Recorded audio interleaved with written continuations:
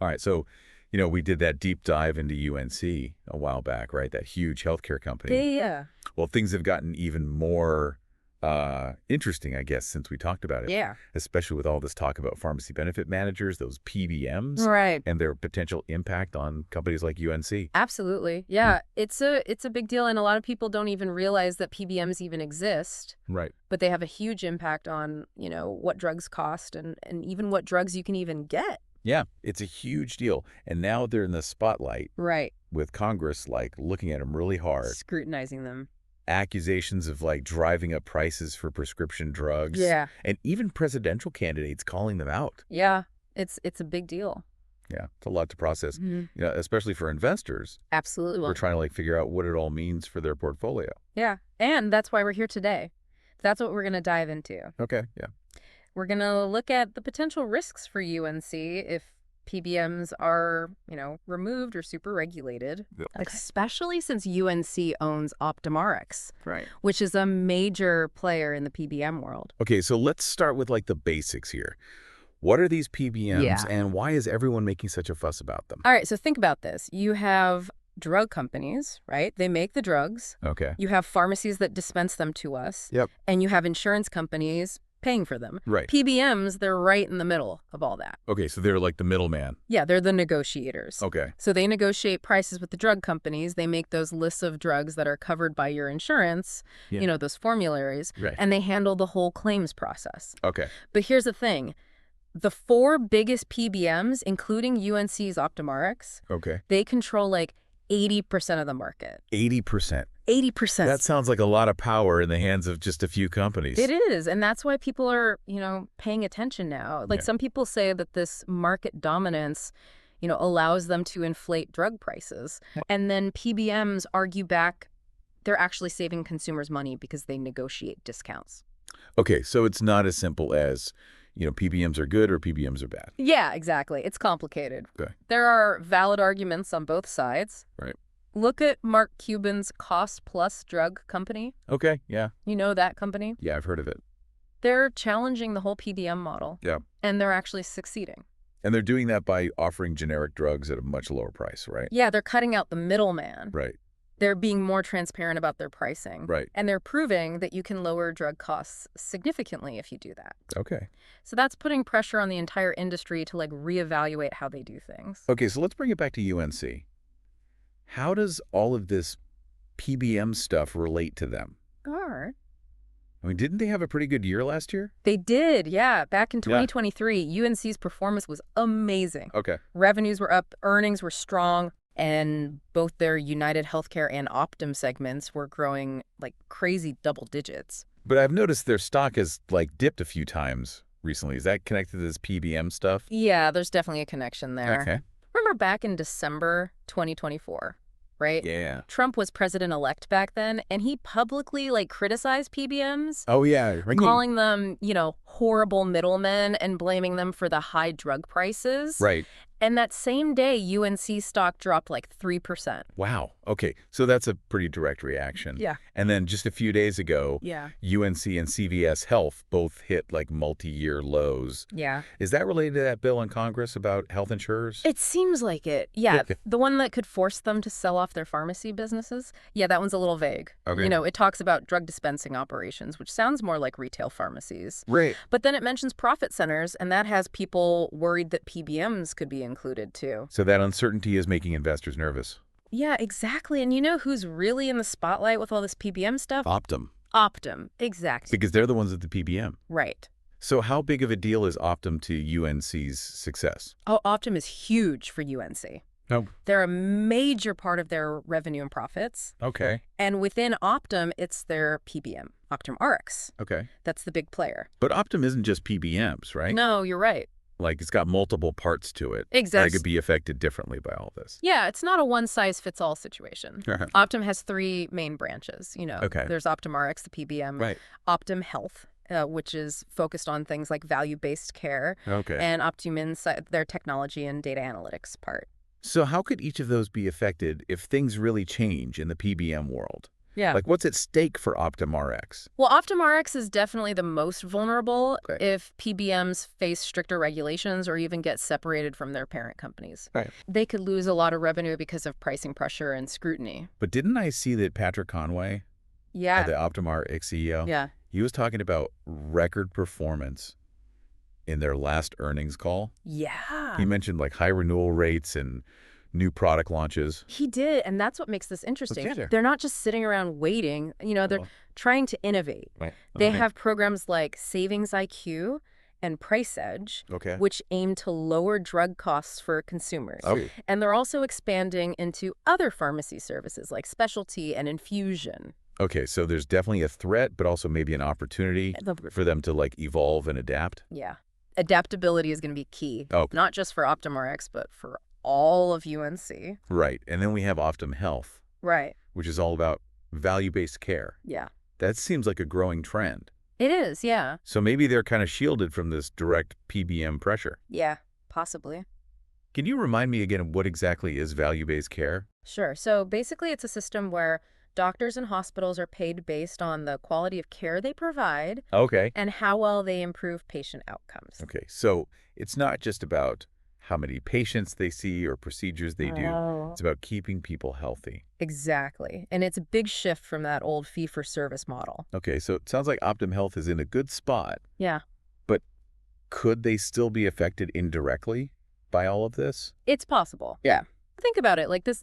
They're not directly involved in those drug price negotiations. Right. But if overall healthcare costs increase because of PBM changes, that could put pressure on their value-based care contracts and how much they get reimbursed. Okay, so there's a ripple effect. Exactly. Even if they're not directly hit. Right. Okay, and then there's Optum Insight, the data and tech people. Yeah, Optum Insight, they're in a unique position. Okay. Their focus is on data analytics, technology solutions. Okay.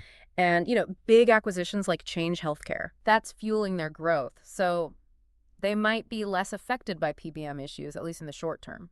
Okay, but wasn't there an issue with that Change Healthcare acquisition?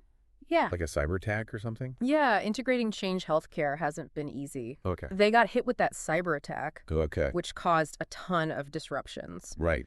UNC even had to lend money to some healthcare providers who were affected. Really? Wow. Yeah, and these disruptions are adding to the pressure on UNC's margins. Okay. And we don't know how long those effects will last. So even though Optum Insight might not be directly affected by PBM regulations, they're still caught up in all the uncertainty around UNC. Exactly. It's all connected. Okay, so it's all very interconnected and complicated. Yeah. But let's focus on like the bottom line here. Yeah. What are the financial implications? Okay. If Optum's PBM revenue takes a hit, All right. how much could UNC's bottom line and earnings per share be affected? Well, let's look at some numbers. In the third quarter of 2024, UNC reported earnings of $6.51 per share. But that included a 37-cent adjustment because of costs related to that Change Healthcare cyber attack. Right. So if we adjust for that, earnings were actually $7.15 per share. So there's already pressure on those earnings even before any big PBM changes happen. Yeah, exactly. And remember, this is just the beginning. Okay. The full impact of PBM regulation is still unknown. So how do you assess the damage when things are still so up in the air? Well, it's about understanding the key factors. Okay, like So things like, how big is Optum's PBM business really? Okay. How much revenue and profit do they generate? Okay. What are UNC's overall revenue and profit margins? Okay. How tough is the competition in the PBM market? Right. How strict will these regulations be? Okay. And then there's always market sentiment, which is unpredictable. Okay, and what about drug costs going up if PBMs are weakened or removed? Yeah. Could UNC absorb those increases without passing the costs on to consumers? That's a great question. Okay. UNC has a great track record of managing costs and staying profitable. Okay. But they're facing a lot of pressure right now. Right. Rising healthcare costs, Medicare funding cuts, and the fallout from that cyber attack. Okay, so they're juggling a lot right now. They are. So what does this all mean for UNC's long-term future? Yeah. Can they get through this and come out on top? Yeah, that's what we need to figure out. Yeah. They do have a lot going for them. Okay. Strong financial position, a diverse business model, and a history of adapting to change. Okay. They're also investing strategically in areas with a lot of growth potential, like value-based care and digital health. Okay, but the PBM situation definitely adds a layer of risk. Absolutely. Yeah. It's like sailing through a fog, where you want to go, Yeah. but you can't see what's in front of you. That's a great analogy, yeah. And that's why we have to look at both sides of this. Okay. UNC has been resilient and innovative. Right. They've navigated big changes in the past. Right. But this PBM issue, this could change the game. Right. Could reshape healthcare. Right. And UNC needs to be ready to adapt. So you're saying it's too early to tell if they'll sink or swim? Yeah. I wouldn't say that they have the resources and the expertise to handle this. Okay. But their success is going to come down to their decisions, their ability to anticipate those market shifts, and their willingness to embrace new ways of delivering healthcare. Right. So they can't just stay the course. No, complacency is not an option right now. So for investors, this is decision time. Yeah, you're right. Okay. This PBM situation creates risks and opportunities for UNC. Right. So it's about carefully weighing those risks, Okay. understanding UNC's strengths and weaknesses, Right. and then using that knowledge to make smart decisions about your investments. Okay, so let's do a quick recap of what we've learned so far. Okay. We have a powerful PBM player facing a really uncertain future. Yeah. We have a healthcare giant that could win big or lose big. Right. And we have a lot of unanswered questions. Yeah. What are you most curious about with all of this? It's a good question. What part of the puzzle are you most intrigued by? I think. Where do you see the biggest potential for risk or reward? I think Those are good questions to think about. And we're going to keep digging into this. Yeah, We'll explore potential market reactions, Right. analyze UNC's finances even further, Yeah, absolutely. and try to help you decide if this is a stock to hold on to or if it's time to maybe jump ship. Yeah, I think that's a great idea. All right, so let's get back to our analysis of UNC and those PBMs. Okay. Before we went off on that tangent, we were talking about the financial implications for UNC. Right. You had us looking at some numbers. Yeah, we were talking about their earnings report and how it shows some of the pressure they're facing. Okay. But before we get too deep into that, I think it's important to understand their overall financial health. Okay. And one thing that really stands out is their strong cash flow. Cash flow. Why is that so important, especially in this whole PBM situation? Well, think of cash flow like the lifeblood of a company. Okay. It's the money coming in and going out from their operations. Okay. Having strong cash flow means they have more flexibility to invest in new opportunities, to handle economic downturns, and even to deal with unexpected challenges. So in this case, having good cash flow could be really important for UNC to navigate all this PBM uncertainty. Exactly. And UNC is doing pretty well in that area. Okay. Just in the third quarter of 2024, they generated over $14 billion in cash from operations. Wow, that's a lot. Yeah, it's more than double their net income for the quarter. So does that mean they're in a good spot financially? They are in a strong position, Okay. but it's not as simple as having a big pile of cash. They're constantly making investments. Right. They're putting money into Optum's growth. They're expanding into new markets. Okay. And they're building out their digital health capabilities. So that cash flow is being put to work. Exactly. It's not just sitting there. And that's a smart move, but it means they have to manage their margins carefully. Okay. We already see some pressure on their operating margin, partly because of that Change Healthcare cyber attack and those rising healthcare costs we talked about. Okay, so margins are important. Yeah. But how do UNC's margins compare to other healthcare companies? That's a good question. Are they more or less vulnerable to those profit squeezes? Well, UNC actually has higher margins than many of its competitors. Okay. Back in 2023, their net margin was 6.08%. Okay. While companies like Humana Cigna and Anthem were all lower. So they have a bit of a cushion. Yeah, you could say that. Which might help if their PBM revenue takes a hit. Yeah, that cushion could give them some breathing room to handle some of the impact without having to make drastic changes. But it's not a foolproof guarantee. No, margins can fluctuate, especially in healthcare. Right. Okay. Let's step back and look at the big picture here. Okay.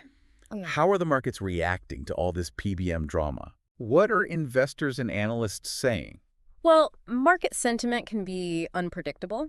Right. But we can see some trends. Okay. In the short term, we've seen those stock drops we talked about. Right. Triggered by things like the president's comments, legislative threats, and even the passing of United Healthcare's CEO, Brian Thompson. Right. Yeah. These events have shaken investor confidence and made people uncertain about UNC's future.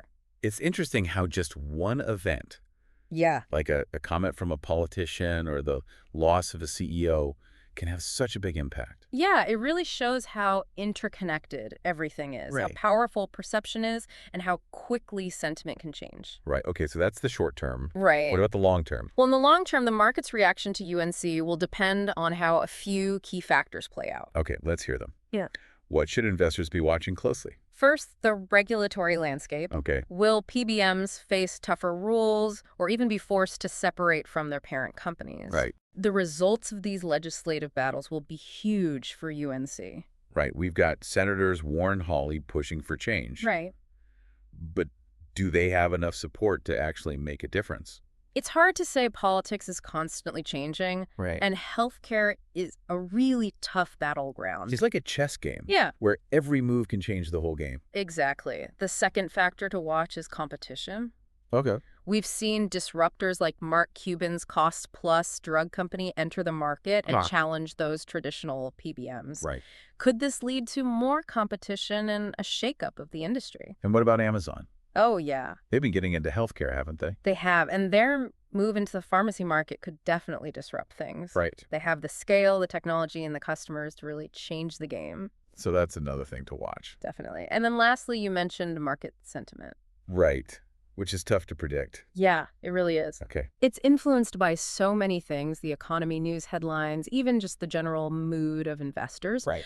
But one thing's for sure, UNC needs to keep investors confident. Okay. They need to show that they can adapt, innovate, and deliver results even when things are uncertain. So project an image of strength and stability.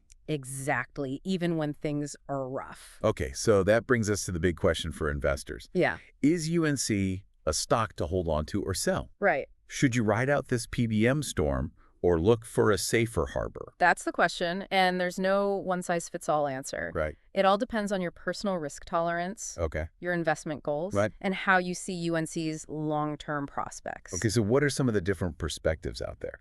Well, some analysts believe that these PBM concerns are overblown. Right. They think UNC's diverse business model and strong financials will help them handle any regulatory changes. Okay. They point to UNC's history of adapting Right. and those steps they're taking to address concerns like Optum cost-saving programs. Okay, so those analysts are bullish on UNC. Yeah, you could say that, but others are more cautious. Okay. They think this PBM issue could hurt UNC's earnings and growth for years. Okay. They're worried about stricter regulations or even forced divestitures. Oh, okay.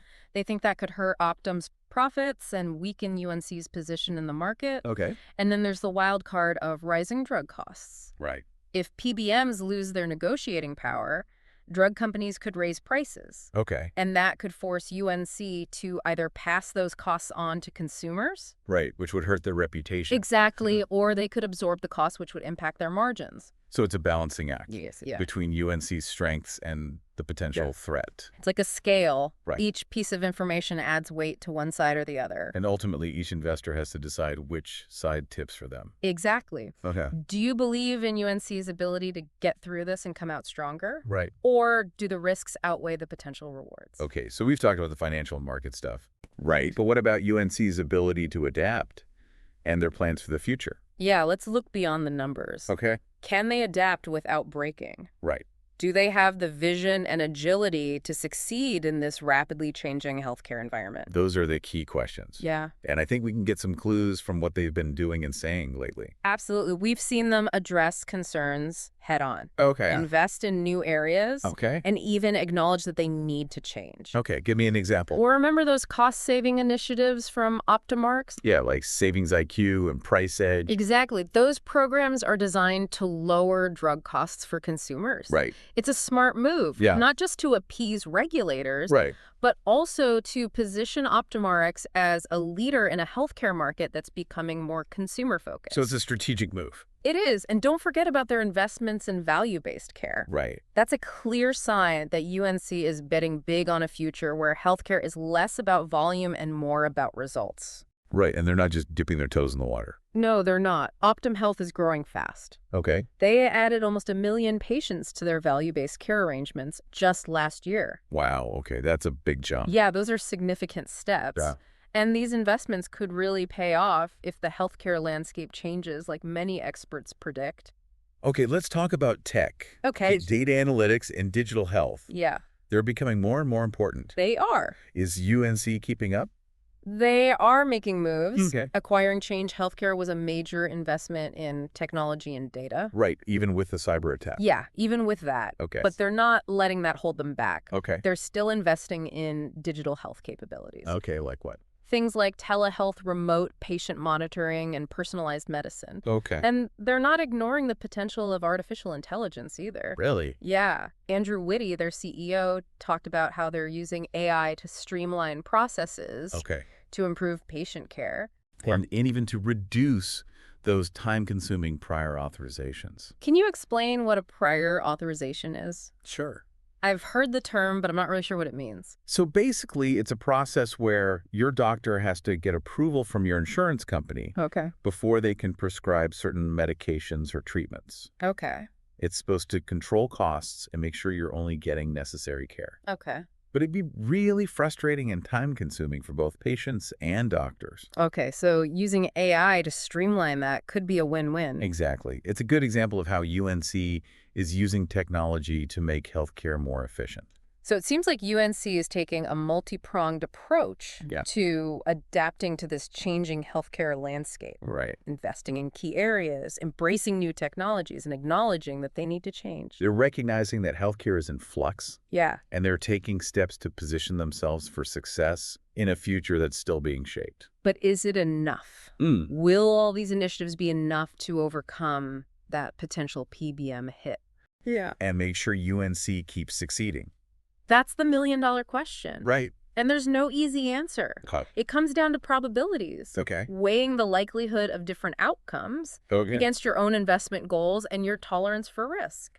So we're back to that scale analogy. Exactly. Each piece of information adds weight to one side or the other. Right. And now we're adding UNC's adaptability and strategic initiatives to the mix. Yeah, and it's important to remember this isn't a static situation. Okay. The healthcare landscape is always changing. Right. And UNC will need to evolve with it. Okay. Their success will depend on how well they implement their strategies, Right. how well they anticipate and respond to those market shifts, Okay. and how well they stay focused on delivering value in a world that's changing so fast. So it's not just about what they're doing today. No. It's about their ability to learn, grow, and stay ahead of the curve. Right. It's about their organizational DNA, Wow. their capacity for adaptation and innovation. That's a great point. And that's hard to quantify, Yeah. but it's probably the most important factor in determining their long-term success. Okay, so before we move on, let's take a minute to think about what we've talked about. Okay. We've explored the PBM landscape, Yeah. the potential risks and opportunities for UNC, Right. their financial health, Yeah. market reactions, Right. and even their ability to adapt and their strategies for the future. Yeah, it's been a lot of information. Right. I hope you're starting to form your own conclusions about UNC's future. Okay. And whether you think this is a stock to hold on to or if it's time to reconsider. Okay, but we're not done yet. No, we're not. There's one more important thing we need to talk about. Okay. And that's the human factor. Right. The impact of all these changes on the people at the heart of this whole healthcare system. Yeah, the patients. The patients, exactly. That's crucial. Yeah. We've been focused on the business and financial side. Right. But we can't forget that healthcare is ultimately about people. It's about making sure they have access to the care they need when they need it and at a price they can afford. And that's what we'll be talking about next. Okay. We'll look at how potential PBM changes could affect drug costs, access to care, and the overall patient experience. So good. We'll also talk about UNC's commitment to improving healthcare outcomes and their role in shaping a more patient-centered future. Right. I'm looking forward to that. Okay, so welcome back to our deep dive into UNC and the whole world of PBMs. Yeah. We've covered a lot, their finances, market reactions, their strategies. Yeah. But now let's bring it back to the most important part, the patients. Absolutely. We've been focusing on the business side of things, but we can't forget that healthcare is really about people. Exactly. It's about making sure they can get the care they need when they need it and without breaking the bank. That's the ideal. But the U.S. healthcare system, it's complicated. It is. Yeah. So many moving parts, so many different interests, and the cost just keeps going up. And PBMs, like we talked about, they're right in the middle of it all. Right. Sometimes they're seen as the good guys, sometimes the bad guys. So how could these PBM changes affect patients both good and bad. One big concern is drug costs going up. Yeah. If PBMs lose their power to negotiate lower prices. Okay. You see this argument happening in politics. Right. Each side blaming the other for high drug prices. It's the blame game. Exactly. And who ends up suffering? The patients. Right. If drug prices go up, essential medications could become unaffordable. Yeah. Forcing people to delay or even skip treatment altogether. Okay.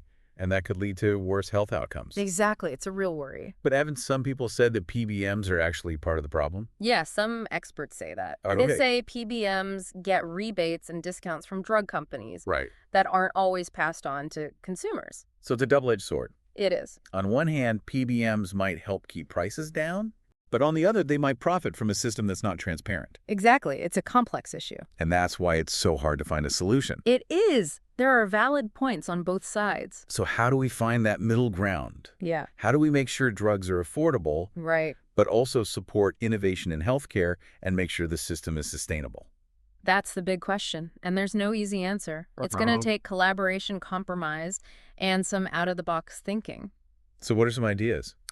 Well, one idea that's gaining traction is more price transparency. Yeah. If PBMs had to be more open about their pricing and how they use those rebates and discounts, it could shed some light on the system and maybe lead to lower costs for consumers. Transparency is a powerful tool. It is. It can expose problems, encourage competition, and give consumers more information to make decisions. Another approach is more competition in the PBM market. Yeah. We've seen companies like Mark Cuban's Cost Plus Drug Company come in, Right. offering those lower prices for generic drugs. Exactly. And if more companies enter the market, it could drive prices down and force those traditional PBMs to be more consumer-friendly. Competition can lead to innovation and lower prices. It can. Yeah, it makes companies step up their game. And then there's the government. Right. Some people think they should be more involved in negotiating drug prices. Yeah, like in other countries. Right. But others say that would stifle innovation and lead to shortages. It's about finding the right balance. It is, yeah. Where the government can help without hurting the free market or creating new problems. Exactly. And this debate is going to continue for a while. Okay, so we've talked about drug costs. Right. What about access to care? Yeah. How could these PBM changes affect a patient's ability to actually get care? One concern is that if PBMs are weakened or forced to split from their parent companies, it could disrupt the networks they've built with pharmacies and healthcare providers. Those networks are important for making sure patients can get their meds and see their doctors. Exactly. If those networks are disrupted, it could lead to confusion delays and even create barriers to care. That's a scary thought. It is, especially for people with chronic conditions who need regular access to medication and specialized treatments. Right. So any changes to PBMs need to be done carefully. Absolutely. To avoid hurting patient access. Right. But there could also be positive effects on access if PBMs are reformed the right way. Okay, like what? Well, increased transparency and competition could give patients more power. Okay. They could shop around for the best prices and services. Okay. And if PBMs focus more on patient outcomes, it could lead to better care coordination, more personalized treatment plans, and even better overall health for patients. Okay, so those are potential benefits to keep in mind. Definitely. Okay, so we've talked about UNC's financials. Yeah. Their market approach, their ability to adapt. Right. But what about their commitment to patients? Yeah. Are they really trying to improve healthcare and make it more patient-centered? That's a great question. Okay. To answer that, we need to look beyond their financial reports and see what they're actually doing. Right. Their initiatives, their overall philosophy. Okay, so what's UNC doing to show their commitment to patients? Well, one key area is their focus on value-based care. Right. Like we mentioned, Optum Health is rapidly expanding their value-based care agreements, aligning their incentives with those of patients and providers. And value-based care shifts the focus from quantity to quality. Right. It's about achieving positive health outcomes, not just providing services. Exactly, and that's what patients really want. Right, to be healthy. Exactly. So UNC is investing in programs that support this approach. They are, and they're also using technology to improve the patient experience. Okay, we talked about them using AI for prior authorizations. Right. But what else are they doing? They're investing in telehealth remote monitoring, personalized medicine, all things that can empower patients and make healthcare more convenient. Right. And they're also trying to address social determinants of health. Yes, those factors like poverty and lack of education that can have a huge impact on health. And they're doing that by partnering with community organizations. Right. Investing in affordable housing. Yeah. Even helping patients with transportation. These actions show they're not just focused on providing healthcare services. Right. They're trying to understand the bigger picture of people's lives and address the root causes of health problems. So it seems like UNC is making an effort to improve healthcare and put patients first. It seems that way, but there's always room for improvement. Right. We need to hold them accountable, encourage them to do more, and be more transparent. Okay, so where do we end up after all of this? Yeah. We've explored PBMs, Right. the risks and opportunities for UNC, Yeah. the potential impact on patients. Right. We've looked at the financials, Right. market reactions, and the human side of this whole issue. It's been a deep dive for sure. It has. I hope you found it helpful. Me too. I hope you understand this issue better and how it could affect your investments and your own healthcare. And as we wrap up, we want to leave you with one final thought. Okay. Imagine a future where healthcare is truly patient-centered. Yeah. Costs are transparent and affordable. Right. Access to care is easy and fair. Yeah. And technology helps both patients and providers. That would be great. The question is, will UNC be a leader in creating that future? Or will they be left behind? That's something for you to think about. Yeah. The answer is still unfolding, but the choices UNC makes today will determine their place in the healthcare of tomorrow. Thanks for joining us on this deep dive. We hope this has given you some valuable insights and helped you feel more confident in navigating this complex world. Yeah. Making informed decisions about your investments in your healthcare. Absolutely.